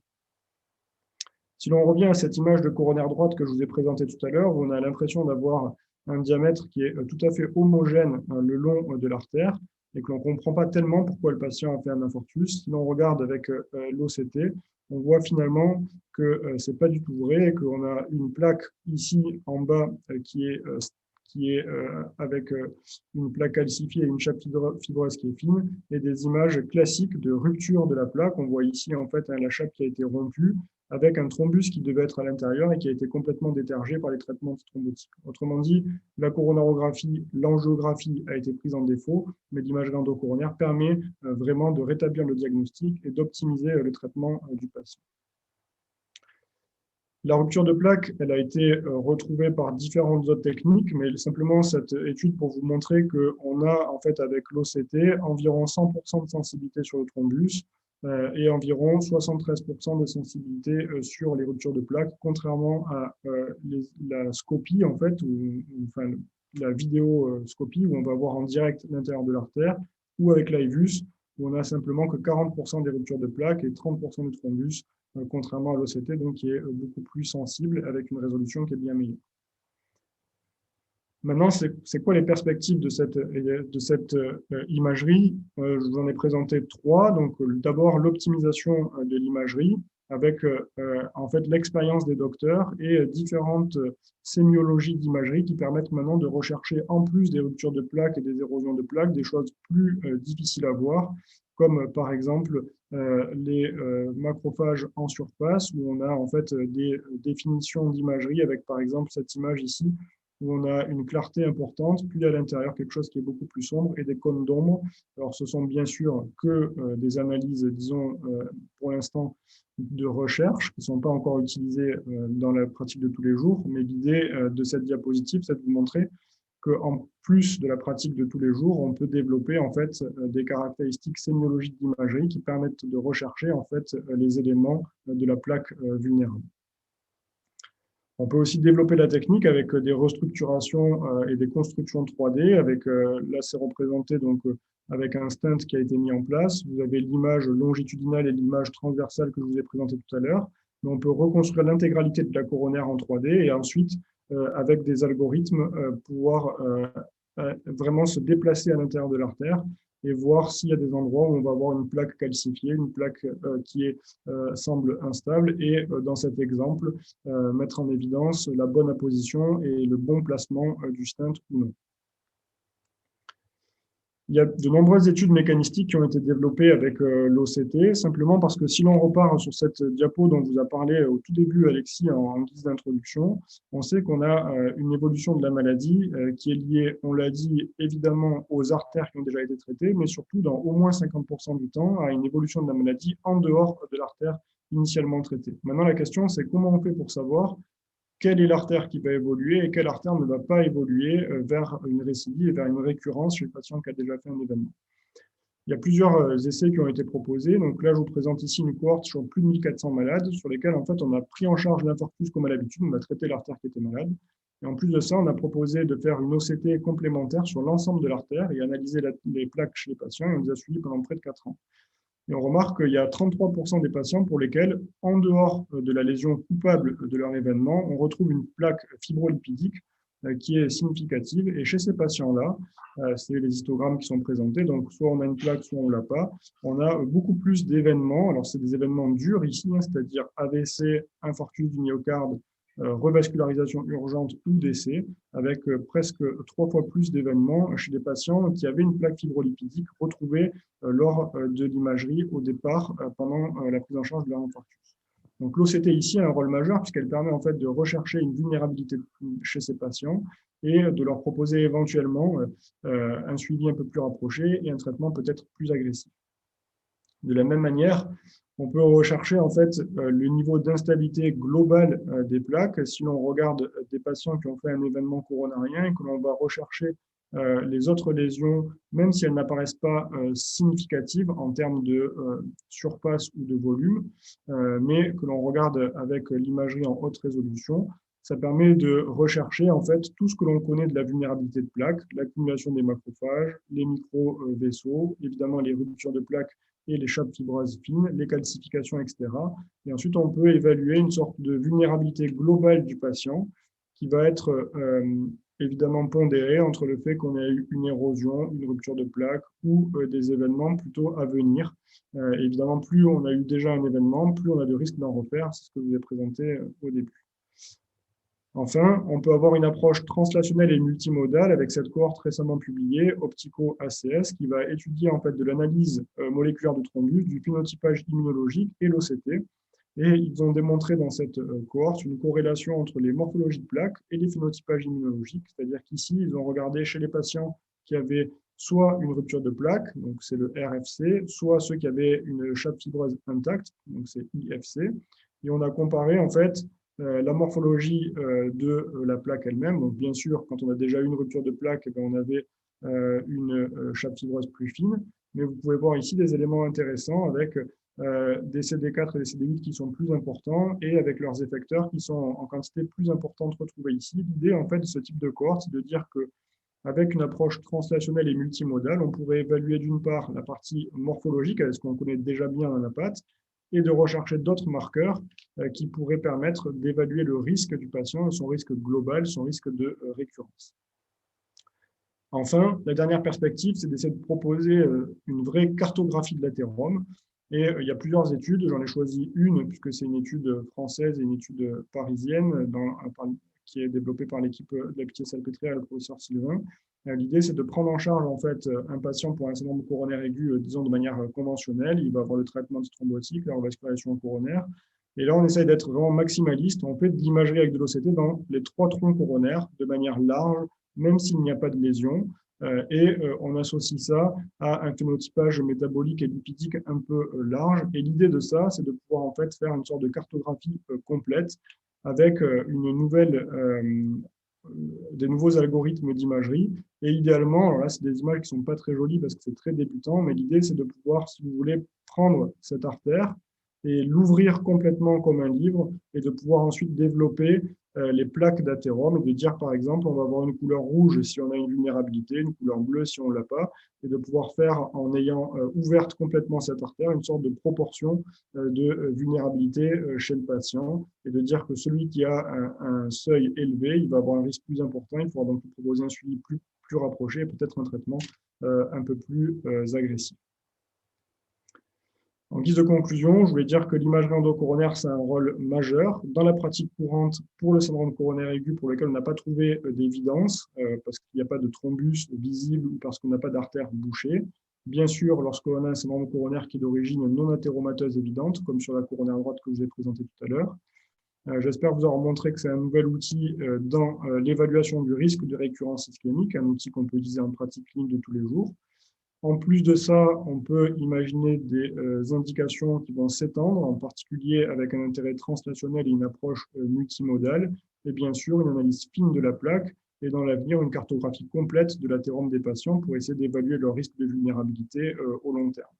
En revanche, il existe de nombreuses questions en suspens. Ça reste un examen qui est invasif, qui nécessite de piquer l'artère radiale ou l'artère fémorale, d'aller naviguer dans l'artère coronaire, d'injecter de l'iode, qui nécessite une hospitalisation. Il faut donc envisager le profil de patient idéal pour avoir la meilleure balance bénéfice-risque, étant donné que c'est un examen invasif. On peut aussi se poser la question de la prévention primaire. Est-ce qu'il est logique de proposer un examen invasif à des patients qui n'ont encore fait aucun événement? Probablement non. Ou alors chez ceux qui ont un très haut risque, comme les patients diabétiques, insuffisants rénaux chroniques ou qui accumulent les facteurs de risque cardiovasculaire. Et enfin, quelle doit être l'implication thérapeutique de ce que l'on trouve avec cette imagerie endocoronaire? Est-ce que l'on doit se poser la question de traiter de manière préventive, entre guillemets, les lésions qui sont considérées comme étant vulnérables? Et là, Alexis vous a montré en tout début qu'avec l'étude Courage, que c'est très discutable, qu'on n'a jamais montré pour l'instant d'intérêt à une revascularisation avant d'avoir un syndrome coronaire aigu, finalement, sur les événements ischémiques et la mortalité. Et est-ce que ça devrait changer le traitement, par exemple, sur la durée de doublement d'interrogation plaquettaire ou les statines ou tout autre traitement? Voilà, je vous remercie et je suis évidemment disponible si vous avez des questions. Merci beaucoup, Benoît. Je vais commencer par te faire remonter les questions qui sont arrivées pendant ton intervention. La première question de Marie-Paul, c'était par rapport au risque, quand on introduit un système d'imagerie endocoronaire, d'aller éroder justement les plaques. Est-ce qu'il est réel ou pas? Et ça rejoint un petit peu ce que tu disais de est-ce qu'on peut faire de l'imagerie tritronculaire pour faire un plaque burden ou est-ce qu'il faut vraiment avoir une indication pour avoir le droit d'y aller, quoi? Alors, c'est une très bonne question. C'est une question qui est difficile parce qu'on n'a pas en fait de vraies cohortes. Ce qu'on sait en fait, c'est que dans la pratique de tous les jours, quand on utilise l'imagerie endocoronaire et qu'on regarde les séries sur les risques d'événements, ils sont très faibles. C'est-à-dire quand c'est utilisé par c'est toujours pareil pour n'importe quel examen invasif, quand c'est utilisé par des équipes qui ont l'habitude d'en faire, le risque est faible. Ça veut dire qu'on est comme un risque finalement d'angioplastie coronaire de l'ordre de moins de 1% pour un événement dur, c'est-à-dire une thrombose de l'artère, dissection de l'artère, embolisation en distalité. Donc ça, c'est quand même assez safe. On a assez peu de risques. En revanche, ça, c'est dans la pratique de tous les jours, donc c'est-à-dire lorsque l'on fait de l'imagerie dans une seule artère. On peut imaginer que si on fait de l'imagerie dans les 3 artères et qu'on fait des runs multiples, puisque on peut faire entre 54 et 70 mm à chaque fois et que les artères sont bien plus longues, ça veut dire qu'on va utiliser la fibre 3 ou 4 fois par artère, donc peut-être 10 fois au moins si on veut envisager l'ensemble de l'arbre coronaire. Donc évidemment, on peut imaginer qu'on a plus de risques, puisqu'à chaque fois on va injecter de l'iode, à chaque fois la sonde va bouger à l'intérieur de la coronaire. Donc on n'a pas de données, disons, chiffrées pour y répondre, mais c'était un peu le message que je faisais passer dans la conclusion, c'est que clairement, on ne peut pas proposer ça à tout le monde et il faut le faire, à mon avis, lorsqu'on a déjà fait un événement ou qu'on a déjà fait plusieurs événements chez les patients multirécidivistes ou alors lorsque l'on a vraiment un profil de risque qui est majeur et on peut, en plus des facteurs de risque habituels, envisager par exemple le rôle de l'inflammation. On a vu récemment que le fait d'avoir par exemple une CRP élevée est un risque majeur à terme. On pourrait imaginer que le patient qui est diabétique, tabagique, obèse et qui a une CRP élevée, lui, il pourrait y être éligible, mais clairement, ce n'est pas de la pratique pour tout le monde, à mon avis, parce que le risque n'est pas nul. Merci beaucoup. Et la question suivante, je pense qu'elle peut intéresser d'ailleurs tous les intervenants, c'était ce qu'on peut attendre de l'intelligence artificielle pour optimiser ces techniques. C'est vrai qu'on parle de multimodal, de PET-IRM, de plaque burden, où il faut interroger toutes les artères. Donc, c'est vrai qu'on génère des quantités qui sont assez énormes de données.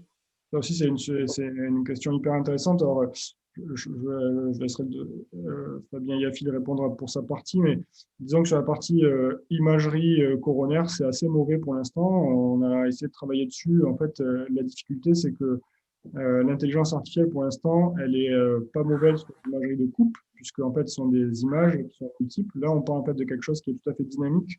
Et donc, c'est très difficile en fait pour la machine de réussir à retrouver en fait. L'idée de l'intelligence artificielle, ce serait de montrer à la machine une coronarographie qui peut apparaître normale et d'y associer les différents facteurs de risque et de voir les événements sur le long terme en essayant de retrouver des arguments qu'on ne connaît pas. Le problème, c'est que pour l'instant, elle n'arrive simplement qu'à retrouver coronaire droite, coronaire gauche. C'est-à-dire que quand on montre à la machine un arbre coronaire, il arrive à dire c'est la droite, c'est la gauche, et c'est tout.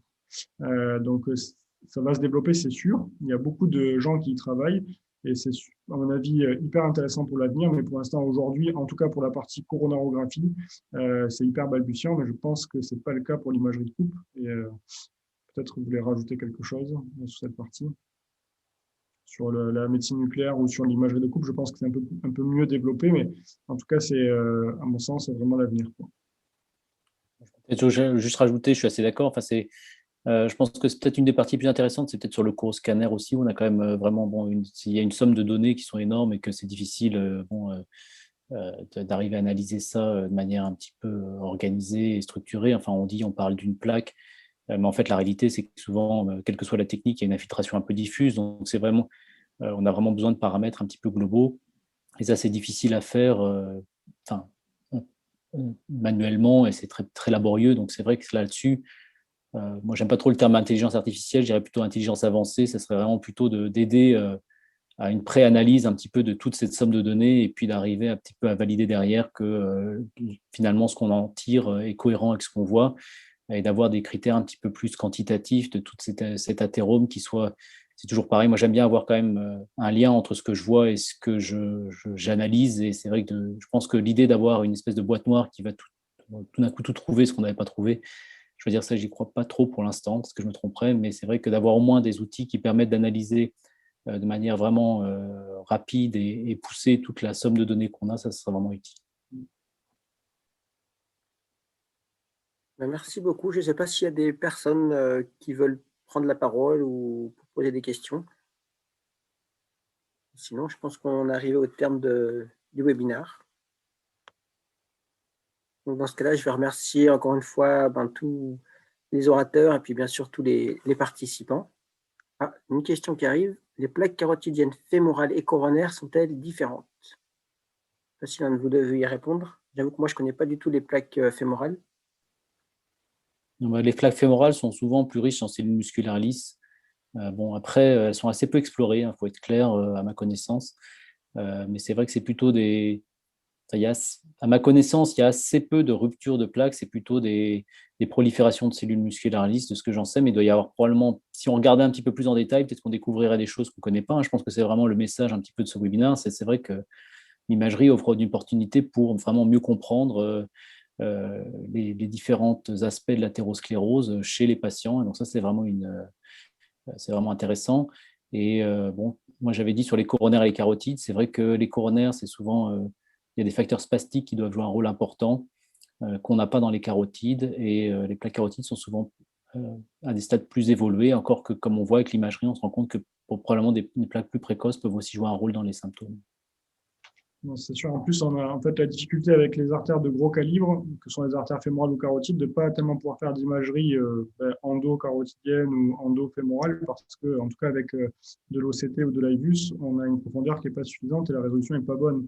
C'est vraiment des outils qui ont été développés vraiment pour la maladie coronaire et on pourrait imaginer effectivement à terme faire exactement la même chose en retravaillant les systèmes pour pouvoir avoir ces données, mais effectivement, on n'a pas tellement de données parce qu'on n'a jamais vraiment cherché, quoi. Ce qu'on sait, c'est qu'il y a quand même plus de calcification sur les artères fémorales, mais on ne sait pas beaucoup plus, quoi. On n'a jamais vraiment développé ça. Il y a Franck Bocara qui pose une question sur les lésions calcifiées en OCT. Effectivement, c'est une limite pour deux raisons, je trouve. La première, c'est que des fois, ça empêche de passer la fibre, puisque la fibre est quand même quelque chose qui est assez mauvais en fait sur sa flexibilité et sur son niveau de franchissement, contrairement par exemple à un stent. Donc parfois, on ne va pas pouvoir, si on a une lésion calcifiée qui est importante, pouvoir l'imagerie. Mais au-delà de ça, je pense que ce n'est pas vraiment le fond de la question. Quand on a une calcification qui est importante, de fait, on peut avoir des cônes d'ombre qui rendent difficile l'évaluation en fait, de l'intima en face. C'est vrai que c'est une des limites, en particulier les dernières images que je vous ai montrées où on essaye de rechercher des micro-vaisseaux, on essaye de rechercher les macrophages. Clairement, on ne peut pas le faire quand il y a des calcifications parce que on est hyper limité, un peu aussi comme dans le coroscanner, quand il y a des calcifications importantes, on n'arrive pas à avoir tous les détails de la paroi artérielle.